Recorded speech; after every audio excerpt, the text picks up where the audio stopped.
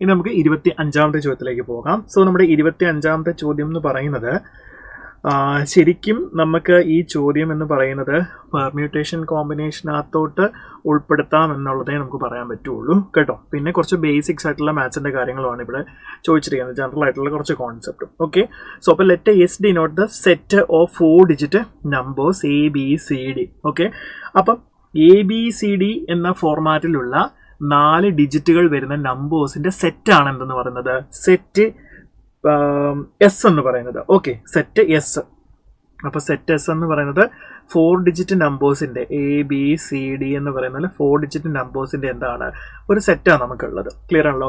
അപ്പോൾ A greater than B greater than C greater than D എന്ന ആയിരിക്കണം. Definitely അത് ഗ്രേറ്റർ ആയിട്ട് വരുന്ന പോലെ മാത്രമേ നമുക്ക് എഴുതാനായിട്ട് പറ്റുള്ളൂ. റെഡിയാണല്ലോ. ഓക്കെ, അപ്പോൾ നമുക്കറിയാം നമുക്ക് ഡിജിറ്റ്സുകൾ സെലക്ട് ചെയ്യാനായിട്ട് നമുക്ക് 0 മുതൽ 1 2 3 എക്സെട്ര 9 വരെയുള്ള ഈ ഡിജിറ്റ്സിൽ നിന്ന് മാത്രമേ നമുക്ക് ഡിജിറ്റ്സുകൾ എന്ത് ചെയ്യാൻ പറ്റുള്ളൂ, സെലക്ട് ചെയ്യാൻ പറ്റുള്ളൂ. നിങ്ങളൊന്ന് ആലോചിച്ച് നോക്കിയേ, ഇപ്പം numbers A greater than B greater than C greater than D. ഞാനിപ്പം ഇതിനകത്ത് നിന്ന് ആദ്യം 0 1 2 3 അല്ലെ, 0 1 2 3 ഞാൻ എടുത്താൽ ഇത് ഇൻക്രീസിങ് ഓർഡറിൽ എനിക്ക് എനിക്ക് ഒറ്റ രീതിയിലല്ലേ എഴുതാൻ പറ്റുള്ളൂ. അത് ഇത് 3 ഇത് 2 ഇത് 1 0 ഇങ്ങനെ മാത്രം എനിക്ക് ഒരു രീതിയിലല്ലേ എഴുതാൻ പറ്റുള്ളൂ. സോ അപ്പം നമ്മൾ നോക്കിക്കേ, 10 എണ്ണത്തിൽ നിന്ന് 4 ഡിസ്റ്റിങ്ക്റ്റ് നമ്പേഴ്സിനെ നമുക്ക് എത്ര രീതിയിൽ ചൂസ് ചെയ്യാൻ പറ്റും, അതിനെ നമുക്ക് ഒരു രീതിയിൽ ഇൻക്രീസിങ് ഓർഡറിലല്ലേ എഴുതാൻ പറ്റുള്ളൂ.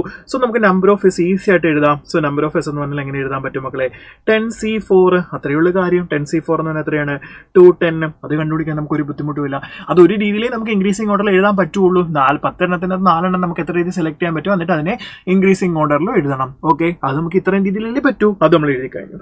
ഇനി അടുത്ത് നമ്മളോട് പറഞ്ഞു let P denote the set of 5 digit numbers having product of its digits is equal to 20. Okay, അപ്പോൾ നമുക്കൊരു 5 ഡിജിറ്റ് നമ്പറാണ് Pക്കകത്തുള്ളത്. Okay, Pക്കകത്തൊരു 5 digit നമ്പേഴ്സാണ് സെറ്റിനകത്തുള്ളത്. അതിൻ്റെ പ്രൊഡക്റ്റുകൾ, ഡിജിറ്റ്സിൻ്റെ പ്രൊഡക്റ്റ് എത്രയാണ്, 20 ആവണം. അപ്പോൾ 20നെ നമുക്കൊന്ന് ഫാക്ടറൈസ് ചെയ്താൽ നമുക്ക് എങ്ങനെ എഴുതാം മക്കളെ, 20 എന്ന് പറയുമ്പോൾ നമുക്ക് 2 സ്ക്വയർ ഇൻറ്റു 5 എന്നുള്ള രീതിയിൽ എഴുതാം.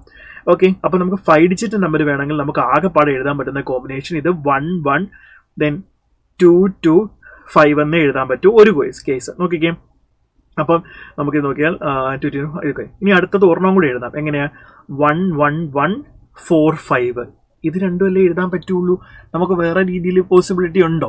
അതായത് നമുക്ക് 20 വരുന്ന പോലെ നമ്പേഴ്സ് എഴുതണമെന്നാണ് പറഞ്ഞിരിക്കുന്നത് അല്ലേ. സോ അപ്പം ഇത് എത്ര രീതിയിൽ നമുക്ക് അറേഞ്ച് ചെയ്യാൻ പറ്റും, ഇത് നമുക്ക് 5 ഫാക്ടോറിയൽ ഡിവൈഡ് ബൈ 2 2 തവണ റിപ്പീറ്റ് ചെയ്യുന്നുണ്ട്, 1 2 തവണ റിപ്പീറ്റ് ചെയ്യുന്നുണ്ട്. പിന്നെ അടുത്തത് ഇതോ 5 ഫാക്ടോറിയൽ ഡിവൈഡ് ബൈ 3 റിപ്പീറ്റ് ചെയ്യുന്നുണ്ട്. അപ്പോൾ ഇതിൻ്റെ വാല്യൂ എന്ന് പറഞ്ഞാൽ നമുക്ക് 120 ഡിവൈഡ് ബൈ 4 ആണ് നമുക്ക് കിട്ടാൻ പോകുന്നത്. റെഡി അല്ലേ?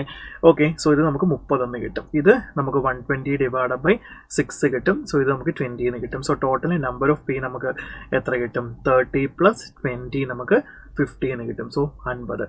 So total number of S plus number of P ആണ് നമുക്ക് കണ്ടുപിടിക്കേണ്ടത്. അപ്പോൾ നമുക്ക് എത്ര കിട്ടും, 210 പ്ലസ് 50 നമുക്ക് എത്ര കിട്ടും, 260 എന്ന് കിട്ടും. So 260 is the right answer. Clear ആണല്ലോ? റെഡി?